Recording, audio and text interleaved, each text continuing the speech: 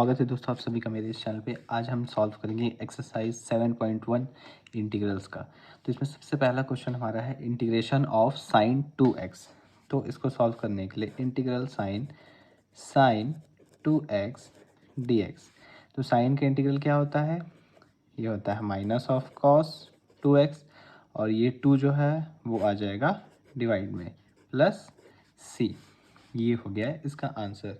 यहाँ पे एक जनरल चीज़ अगर मैं आपको बताऊँ तो अगर आप इंटीग्रेशन के हिसाब से देखते हो, चलो साइन का इंटीग्रेशन किए ठीक है कॉस आ गया, पर जब 2x का इंटीग्रेशन करने जाएंगे हम तो उसमें अगर आप देखोगे 2x का इंटीग्रेशन हो जाएगा 2x² 2। ठीक है, बट यहाँ पे हम ये नहीं लिख के ये लिखते हैं। तो अगर मैं जब पढ़ाई करता था मुझे जो समझ आया कि अंदर का जो टर्म रहता है एक्चुअल में हम उसका डिफरेंशिएशन करते हैं, क्योंकि जब d/dx ऑफ 2x करोगे तो हमें मिलेगा आंसर 2 और जो कि आता है डिवाइड में। मतलब ये मेरा एक समझने का तरीका है, आप भी इसे ट्राई कर सकते हैं काफ़ी जगह पे। अब हमारा सेकंड क्वेश्चन है वो है integration of cos 3x dx। ठीक है, तो कॉस का इंटीग्रेशन क्या होता है? कॉस का डिफरेंशिएशन होता है माइनस साइन, जैसे साइन का ये इंटीग्रेशन होता है माइनस कॉस। कॉस का इंटीग्रेशन होता है पॉजिटिव ऑफ साइन। ठीक है, और ये 3 आएगा डिवाइड में प्लस सी। ये हो गया सेकेंड क्वेश्चन का। अब हम देखेंगे क्वेश्चन नंबर 3। थर्ड क्वेश्चन क्या है हमारा? e⁻2x का इंटीग्रल dx। ठीक है, तो e⁻x का इंटीग्रेशन सभी को पता है, e⁻x का इंटीग्रेशन होता है e⁻x सेम। अब यहाँ भी जो 2 है वो आ जाएगा डिवाइड में प्लस सी। मैंने जो बताया कि अंदर के टर्म का डिफरेंशिएशन आप इन तीनों क्वेश्चन में देख सकते हो। तीनों क्वेश्चन में यहाँ भी और यहाँ भी ये जो टर्म है, अंदर का जो टर्म है, पावर का टर्म है जो, वो नीचे तो आता है ठीक है, पर उसका डिफरेंशिएशन होता है। ये मेरा समझने का तरीका है, बाकी आपके ऊपर है, आप जैसे भी समझ सकें। ठीक है, हमारा चौथा क्वेश्चन है integration of ax plus B का होल स्क्वायर dx। ठीक है, तो इसमें अगर हम देखें तो हमारा a जो है वो कांस्टेंट है, b भी जो है वो भी कांस्टेंट है, हमारा वेरिएबल सिर्फ यहाँ पे x है। तो अगर एक ऐसे नॉर्मल देखेंगे तो यहाँ पे सिर्फ x² ही है, या फिर लेट अगर लेते हैं let t equals to ax plus b, फिर इसको हम कर देते हैं differentiate with respect to x। तो इससे हमें क्या मिलेगा? dt/dx इक्वल्स टू a बच जाएगा, x तो 1 हो जाएगा और b कांस्टेंट है तो 0 हो जाएगा। तो यहाँ पे बचेगा हमारा a। अब इससे हम dx का वैल्यू निकाल लेते हैं। तो इससे क्या होगा? dx equals to dt/a। a यहाँ नीचे आ गया, dx यहाँ आ गया। ठीक है, ये हमारा dx का वैल्यू हो गया।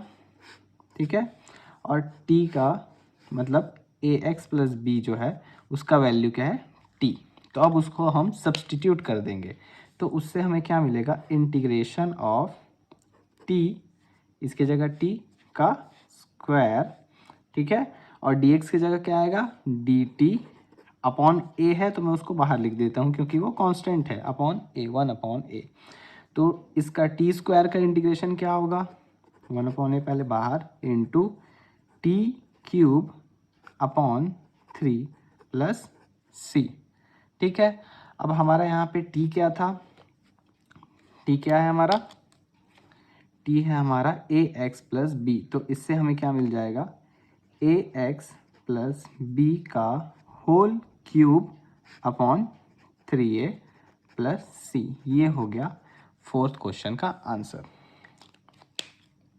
तो अब हम अगर आगे देखें तो फिफ्थ क्वेश्चन हमारा ये है integration of sine 2x minus 4e⁻3x।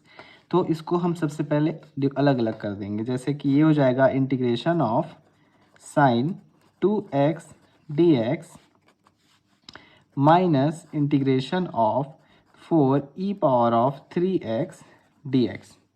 ठीक है, अब साइन का इंटीग्रेशन क्या होता है, माइनस कॉस। ठीक है, अब 2x का 2 आ जाएगा, माइनस 4 कांस्टेंट है तो कुछ भी नहीं होगा, 4 वैसे ही लिखा जाएगा। e⁻3x का मतलब e⁻x का अगर देखें तो e⁻3x ही आ जाएगा, अपॉन 3 जो है वो डिवाइड में आ जाएगा, प्लस c। देखिए इस क्वेश्चन में भी वही फर्स्ट और सेकंड क्वेश्चन जैसा अंदर के टर्म समझ सकते हैं आप।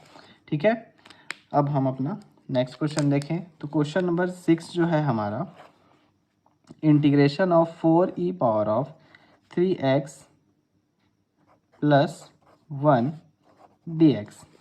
ठीक है, तो इसमें भी सबसे पहले हम कर लेंगे सेपरेट सेपरेट। तो क्या हो जाएगा हमारा, integration of 4e⁻3x dx plus integration of 1 dx। मतलब 1 लिखो या ना लिखो, डायरेक्ट dx भी लिख सकते हैं हम यहाँ पे, कोई भी प्रॉब्लम नहीं है।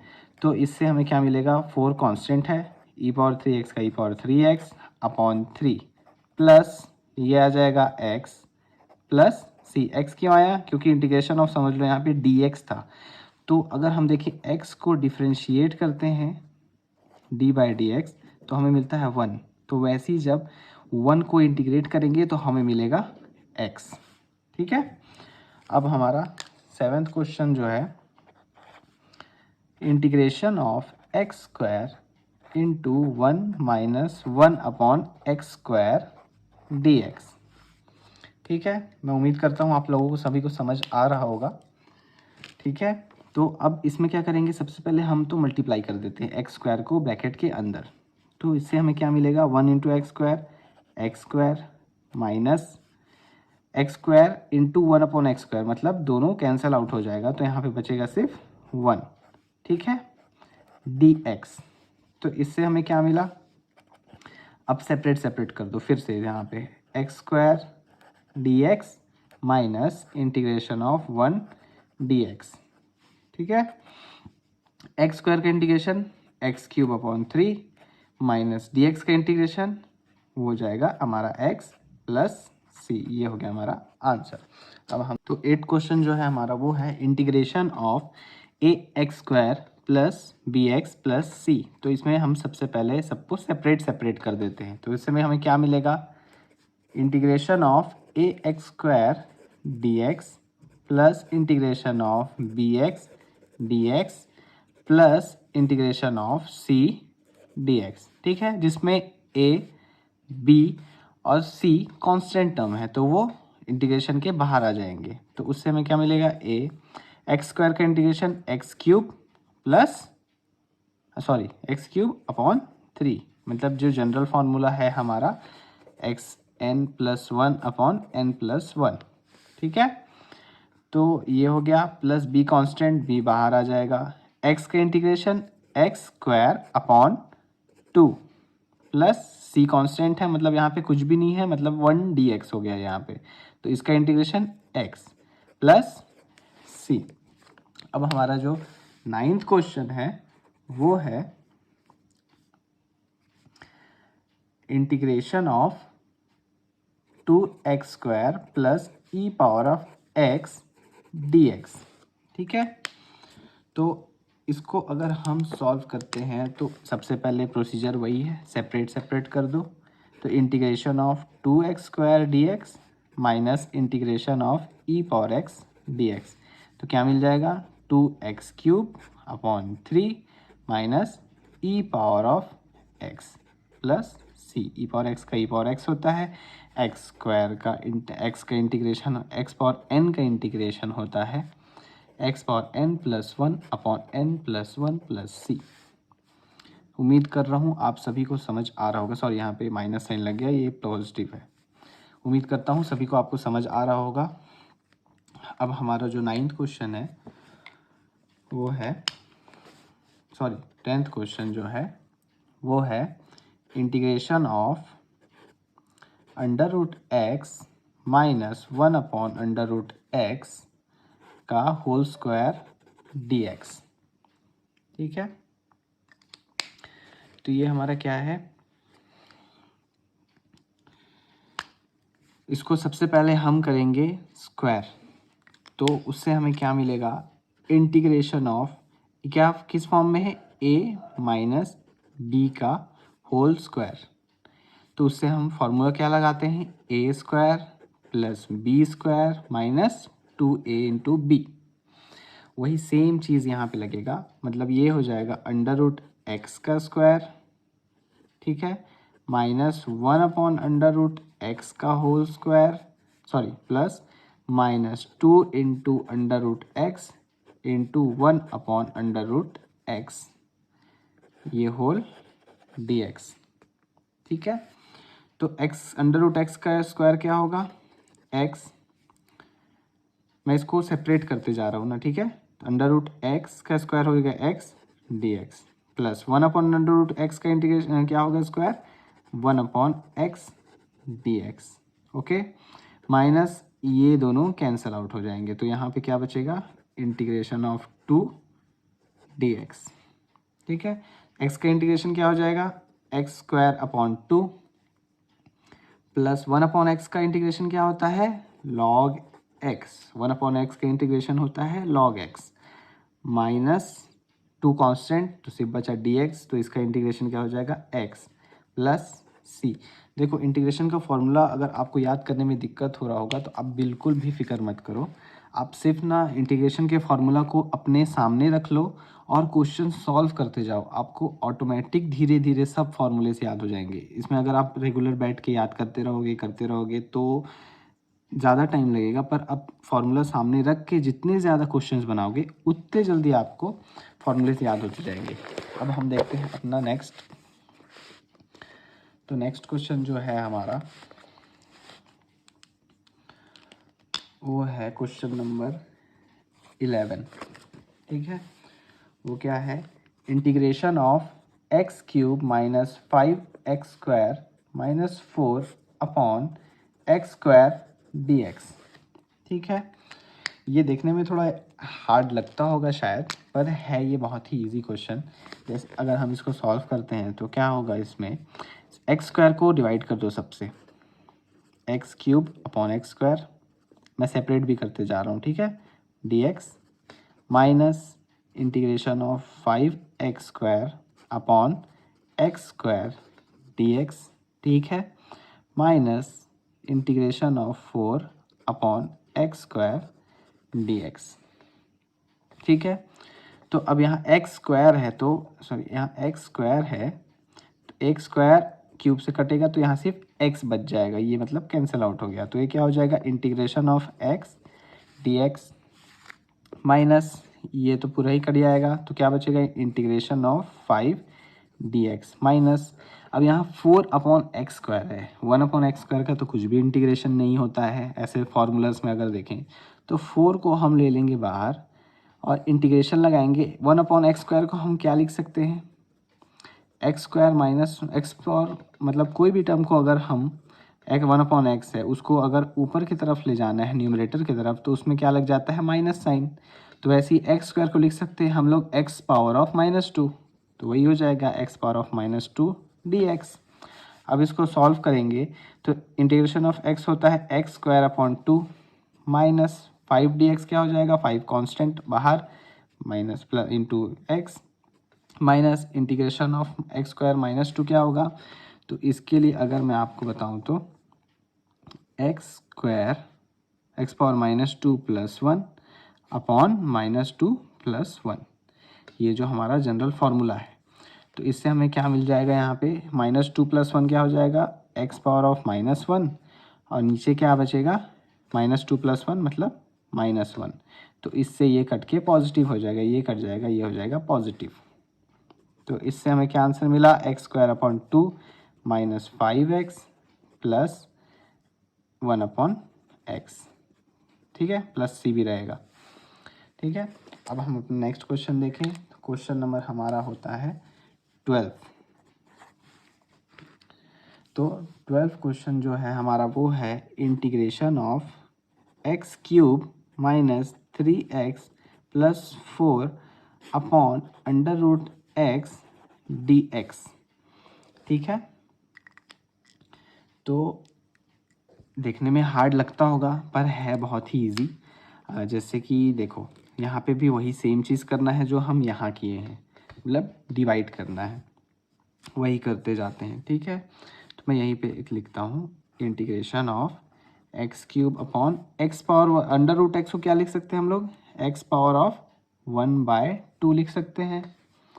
ठीक है, तो माइनस सॉरी यहाँ पे dx, फिर minus integration of 3x upon x power 1/2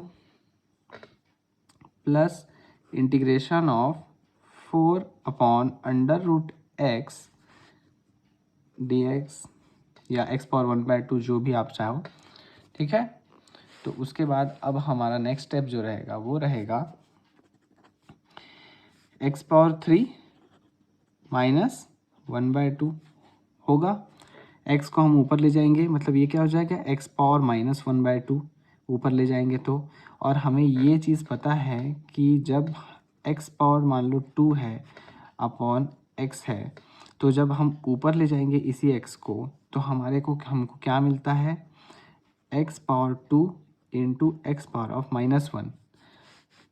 ऐसे कंडीशन पे हम क्या करते हैं, पावर ऐड होते हैं, तो एक्स स्क्वायर -1, तो इससे क्या मिलेगा हमें x।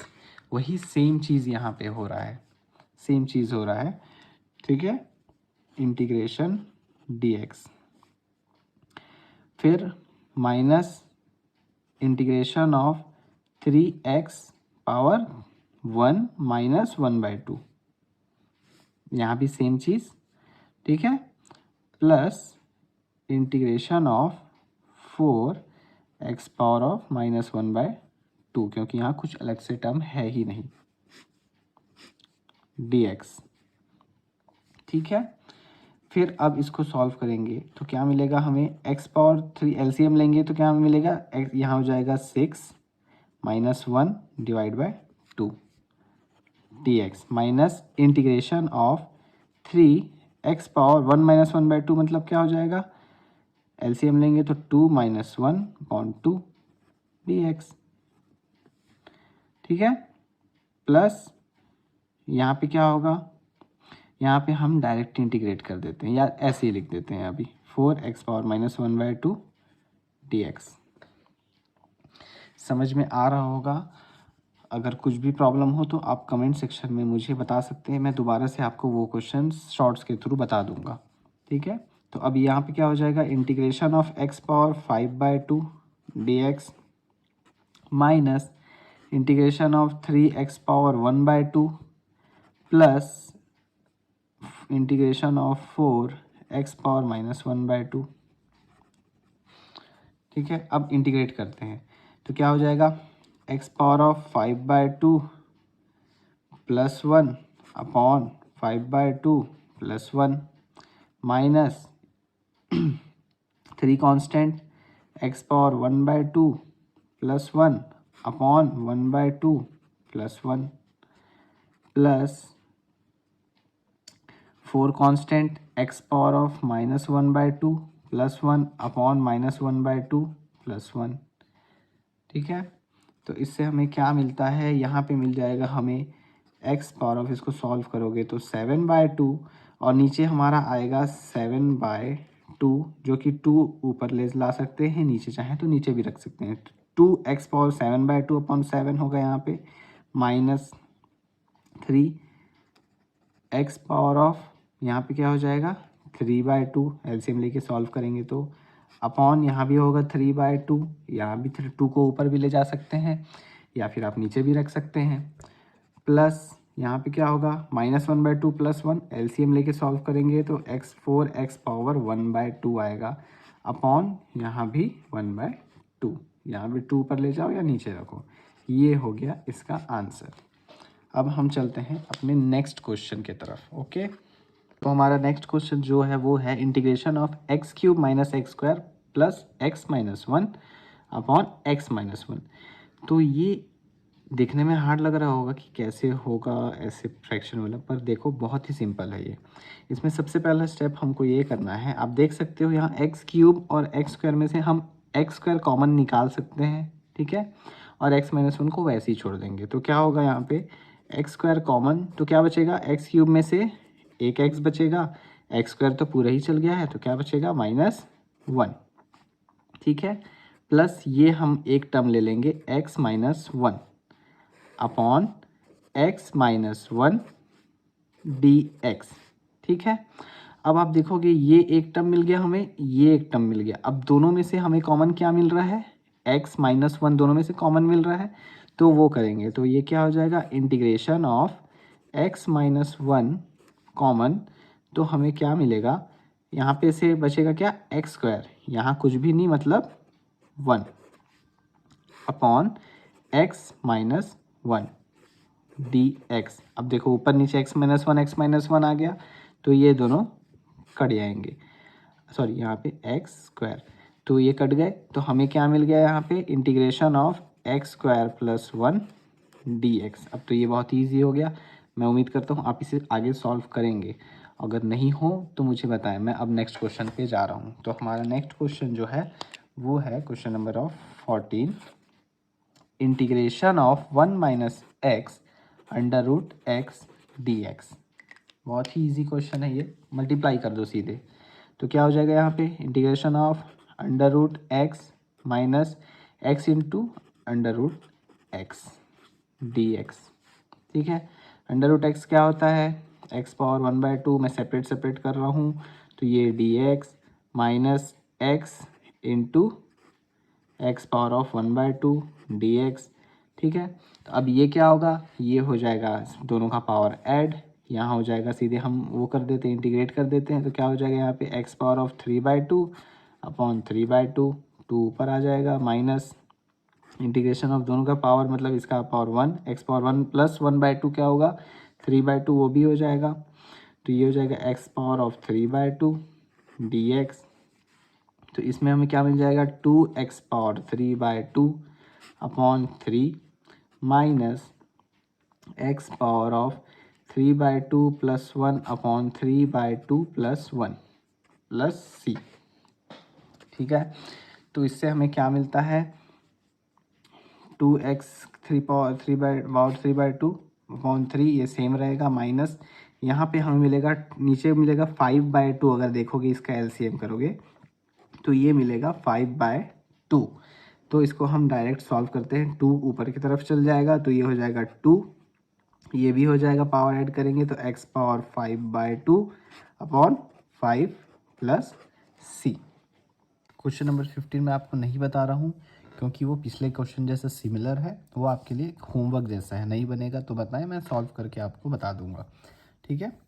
तो क्वेश्चन नंबर 16 जो है हमारा वो है integration of 2x minus 3 cos x plus E power x. बहुत सिंपल है, सबको सेपरेट कर दो, integration of 2x dx minus integration of 3 cos x dx plus integration of E power x dx, ठीक है। तो यहाँ पे क्या मिलेगा x का इंटीग्रेशन, 2 तो कांस्टेंट है, तो ये हो जाएगा 2x² 2 और 2 कट गए, माइनस कॉस एक्स का इंटीग्रेशन क्या होता है साइन एक्स, 3 तो कांस्टेंट है तो 3 बाहर, कॉस का इंटीग्रेशन होता है साइन एक्स, तो ये हो जाएगा हमारा साइन एक्स, प्लस ई पावर एक्स का इंटीग्रेशन होता है ई पावर एक्स प्लस सी, ये मिल गया हमें आंसर, ठीक है। क्वेश्चन नंबर 17 अगर देखें तो क्वेश्चन नंबर 17 जो है ये मैंने अपने एक रील्स में भी बताया है, पर मैं फिर से यहाँ भी बता देता हूँ, 2x² minus 3 sine x plus 5 under root x dx, ठीक है। इजी क्वेश्चन है, सेपरेट कर दो, 2 बाहर कर देता हूँ x² dx माइनस 3 बाहर कर देते हैं साइन एक्स dx, ठीक है, प्लस 5 बाहर कर दो integration of x power 1/2 dx, क्या मिलेगा आंसर 2x³ 3, x² का इंटीग्रेशन x³ 3 माइनस 3 साइन का इंटीग्रेशन होता है माइनस कॉस, तो ये पॉजिटिव हो जाएगा कॉस x, मतलब माइनस कॉस यहाँ पे लिखने की जगह मैं माइनस और माइनस को मल्टीप्लाई करके पॉजिटिव बना दिया, ठीक है। प्लस 5x पावर 1/2 क्या होगा 5x पावर 3/2, मतलब x पावर 1/2 प्लस 1, पिछले क्वेश्चन में भी हमने देखा, तो वो हो जाएगा 3/2 अपॉन 1/2 + 1, वो भी हो जाएगा 3/2, 2 ऊपर की तरफ।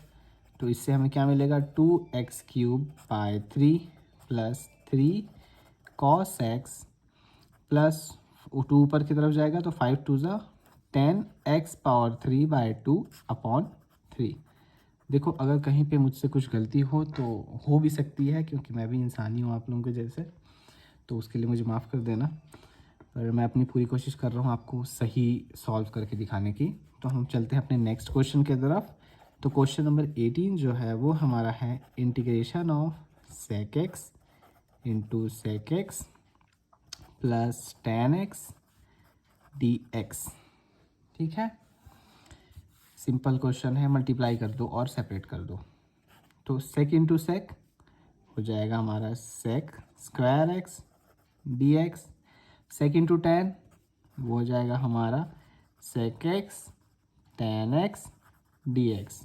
sec² x का इंटीग्रेशन क्या होता है, tan x plus sec x tan x का इंटीग्रेशन क्या होता है, sec x प्लस c। ये मिल गया हमें आंसर।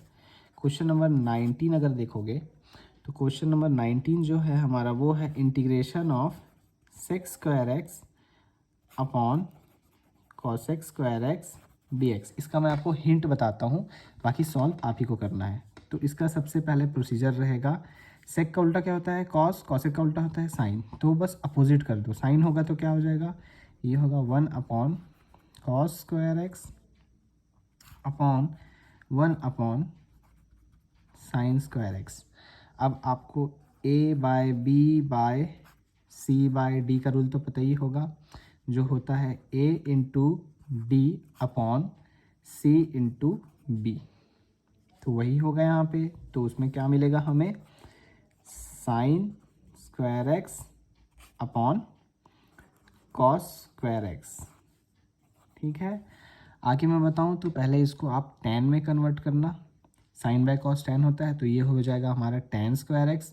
अब tan² x का हमें फॉर्मूला पता है, sec² x equals to 1 + tan² x। तो tan² x equals to sec² x -1, वो पुट करके आप आगे सॉल्व कर सकते हो। नहीं हो तो मैं इसका वीडियो अपने डिस्क्रिप्शन में कमेंट्स में डाल दूंगा। ठीक है, अब हम चलते हैं अपने नेक्स्ट क्वेश्चन की तरफ। तो नेक्स्ट क्वेश्चन जो है हमारा वो है क्वेश्चन नंबर 20, जो कि काफ़ी इजी क्वेश्चन है, दिखने में थोड़ा सा हार्ड है पर है बहुत ही इजी। क्या है, integration of 2 - 3 sin x upon cos² x dx। ठीक है, तो कैसे सॉल्व करना है इसको, सेपरेट सेपरेट कर दो, cos दोनों में से डिवाइड हो जाएगा, क्या होगा 2/cos² x dx minus integration of 3 sin x upon cos² x है, उसको मैं ऐसे लिख सकता हूँ cos x into cos x। ठीक है, तो cos x into cos x dx।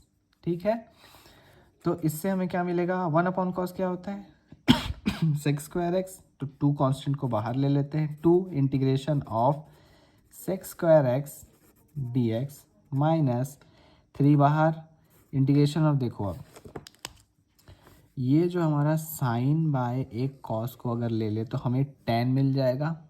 ये होता है साइन बाय कॉस होता है tan। ठीक है, और 1/cos क्या हो जाएगा, एक 1/cos हो जाएगा sec। ठीक है, तो वही चीज़ हमें करना है यहाँ पे। 3 बाहर आ गया, ये एक आ जाएगा अपना tan x और 1/cos का हो जाएगा sec x। ये आपको कुछ अब पिछले क्वेश्चन के जैसा सिमिलर दिख रहा होगा। तो sec² x का इंटीग्रेशन क्या होता है, tan x minus 3 into sec x tan x का इंटीग्रेशन क्या होता है, sec x plus c। Writing थोड़ी गंदी है मेरी, पर मुझे उम्मीद है आप एडजस्ट कर सकते हो।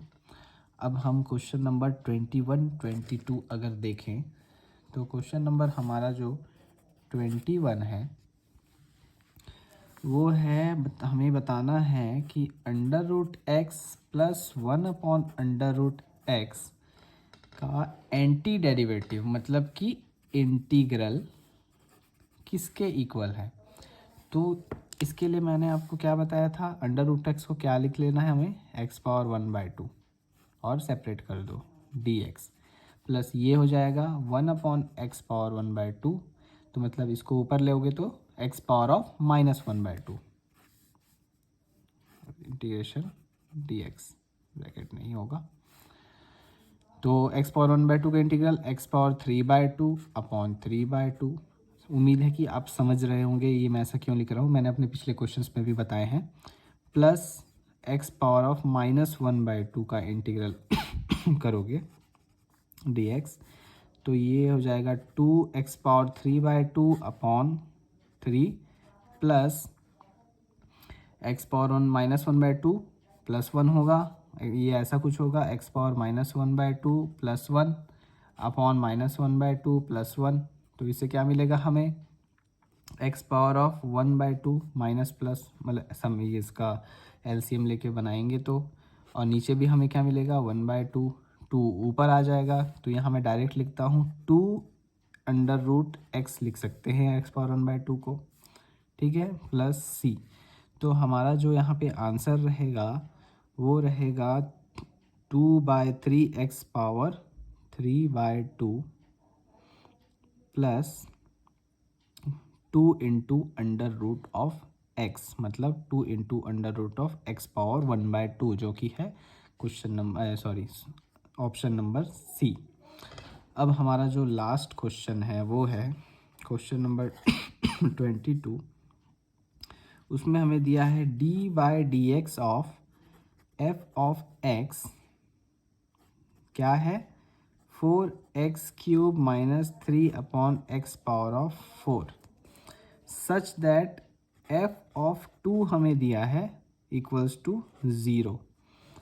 तो अब यहाँ पे क्या है dy/dx मतलब ये डिफ्रेंशिएशन दे दिया है, तो हमें क्या करना पड़ेगा इसे इंटीग्रेट। तो उसके लिए हमें इंटीग्रेशन का साइन लगाएंगे। सबसे पहले तो ये करेंगे, ये जो dx है उसको इधर ले आएंगे, तो इधर क्या हो जाएगा d ऑफ f(x) मतलब ये सिमिलर कुछ हो रहा लग रहा है आपको, d ऑफ f(x) जो है हमारा वो आपको कुछ सिमिलर लग रहा होगा dx से, ठीक है, इक्वल्स टू इधर क्या हो जाएगा 4x³ - 3 अपॉन x⁴ को ऊपर ले जाते हैं x⁻⁻4, ठीक है, का dx।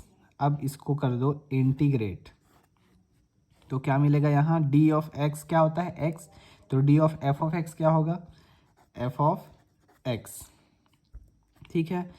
4 मैं डायरेक्ट अगर इंटीग्रेट करूँ तो 4x³ मतलब x³ का इंटीग्रेशन क्या होगा, 4 तो कांस्टेंट बाहर, x³ का इंटीग्रेशन x⁻3 + 1 मतलब x⁻4 अपॉन 4 माइनस 3x⁻⁻4 का इंटीग्रेशन क्या होगा x⁻⁻4 + 1 मतलब x⁻⁻3 मतलब 3x⁻⁻3 अपॉन -4 + 3 आएगा, तो मतलब -3, ये कट जाएगा पॉजिटिव। तो अब हमें पूछा है अगर f(2) 0 है तो उसके लिए क्या करना पड़ेगा, मैं बताता हूँ आपको। अगर f(2) = 0 हमें यहाँ क्या मिल गया है f(x) का वैल्यू 4x⁴/4 प्लस 3x⁻⁻3/3। तो यहाँ पे हमें करना क्या है x जो है उसके जगह 2 पुट करना है, और ये जो हो जाएगा ये हो जाएगा 0। जैसे बताता हूँ, जैसे ये f(2) 0 दिया है, ठीक है, तो हमारा जो टर्म है f(x) =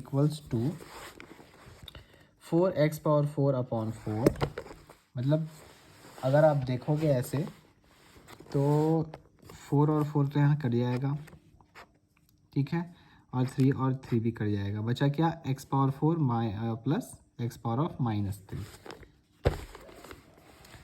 तो x⁴ हमारा क्या हो जाएगा, यहाँ से कैमरा थोड़ा सा हिल गया था, एफ ऑफ एक्स हमारा हो जाएगा एक्स पावर 4 प्लस 1/x⁻3, मतलब एक्स पावर -3 था तो उसको हम ऐसे लिख सकते हैं, ठीक है।